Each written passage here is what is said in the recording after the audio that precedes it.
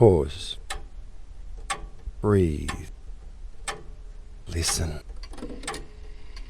The universe is always listening.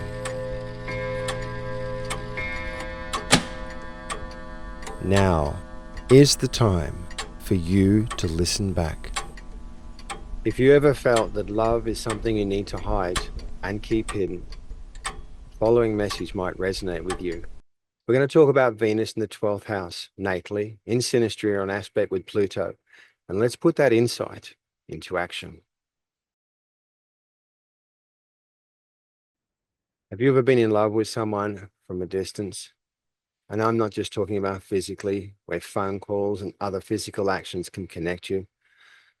I'm talking about spiritually, emotionally, where you peer out from behind your heart in the anguished anticipation they'll recognize your love and perhaps notice you.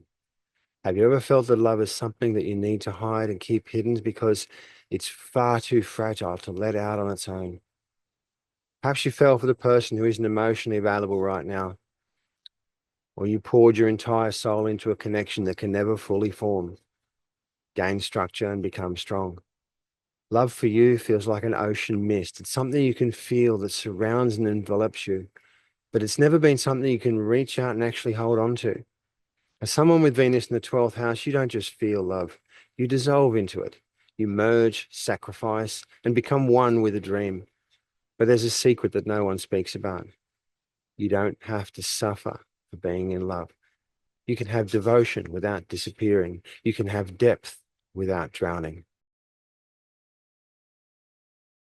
You ache for a love that feeds your soul. Yet sometimes that dream reveals itself as a mirage where you find yourself eating sand. Your mind latched onto the potential of a person rather than who they truly are.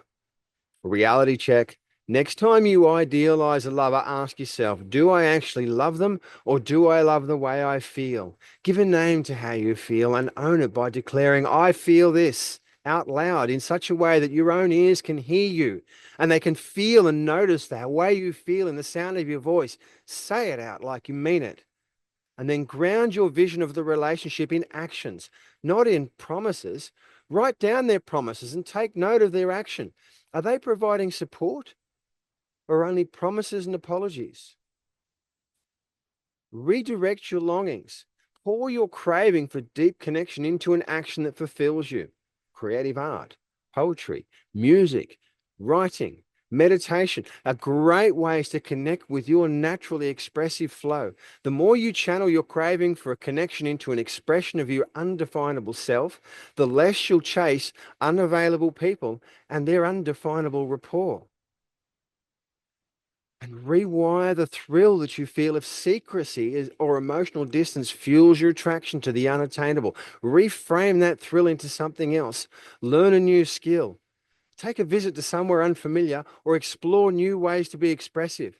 Strive to create an air of mystery in your own life instead of waiting for someone else to arrive and provide it for you.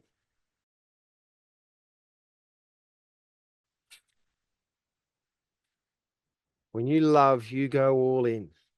Deeply, endlessly, and unconditionally, yet who actually loves you the same way in return? Engage in sacred reciprocity. Before you overextend yourself, ask yourself, would they do this for me? Would you even ask them to do that for you? And if the answer is no, then press pause. And this advice stands firm for all of your ongoing relationships. Think of love as a river. It gives to the land and receives water running off from it. So beware of pouring your good water down a drain. If vulnerability terrifies you, start slow and small. Practice safe intimacy. Write down what you wish you could say to your partner, that friend, or even to yourself, and take the process slowly. Reading out your written words out aloud in real time. Use your feelings. Make sure your ears can hear the sound of your voice. They know you are the authority here. Keep practicing until your ears believe you, that they feel comfortable to receive your words with love. Love doesn't need to be a silent suffering. Allow yourself to be heard. Energy audit. Notice how you feel after you've been spending time with someone. Do you feel light, warm, seen, invigorated? Or do you feel drained, small, invisible, or even crushed? Allow those feelings to be the mentor that guides you in being wise about your choices on who gets access to your heart. Love shouldn't feel like self-erasure, but sometimes you provide so much that you forget you even exist. You dissolve into nothing, an empty space, becoming a mere conduit, an impossibly thin-walled empty pipe that delivers pure love directly from the source of all creation. A love that is unsullied by the impurities of self-concern and the logical assessment of somebody's merit. Remember to love you. Create a morning affirmation ritual. So before you check your phone or get lost in any other person's emotions, anchor yourself into yourself. Speak out aloud, I am enough. I am whole. I am not waiting for someone or yearning for love. I am love. I am love. I am love. Choose people who choose you. If people make you wonder where you stand with them, take a step back to see a bigger picture. If people keep their relationship with you a secret, ask yourself why you're accepting a love that's kept under a bushel, hidden like a dirty secret, or conducted like a shady deal. Romanticize self-respect. Let self-worth become your aesthetic philosophy. Move through the world as if you are the main character, because you are.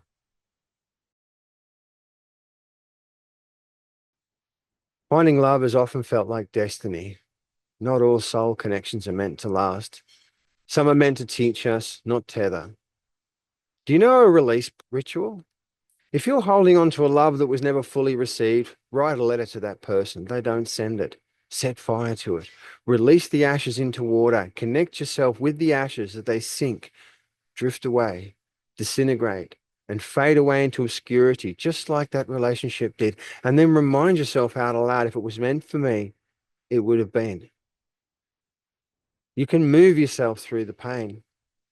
When emotions overwhelm you, connect them to your stamina. Move them through your body by dancing, swimming, running. Feel your energy coursing out through you and into the movements.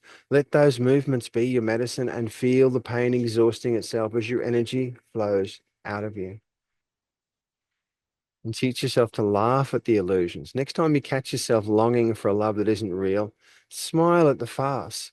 Hinduism embodies this in the Sanskrit word lila, which means divine play and a whole lot more. So look it up.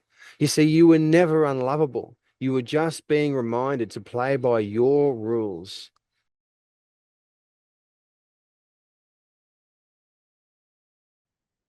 Venus in the 12th house was never meant to love lightly. You love like flowing water, moving with gravity, shaping to the landscape and seeping into unseen places. Yet love doesn't mean you have to lose yourself. You don't have to hide yourself for your love to be seen. You don't have to settle for the ache of fathomless longing. You don't have to sacrifice your heart just to prove you've got one. You don't need someone else to love or complete you, because you were never incomplete. You are love. You feel it move and pass through your very soul, eluding any and all efforts to be captured and stay. Move as if no one is watching, because the universe always is. My name's Mark Lingham from Results Astrology, and I'm dedicated to putting insight into action. If you have this placement or have ever loved someone who does, you know how it is. What's been your experience?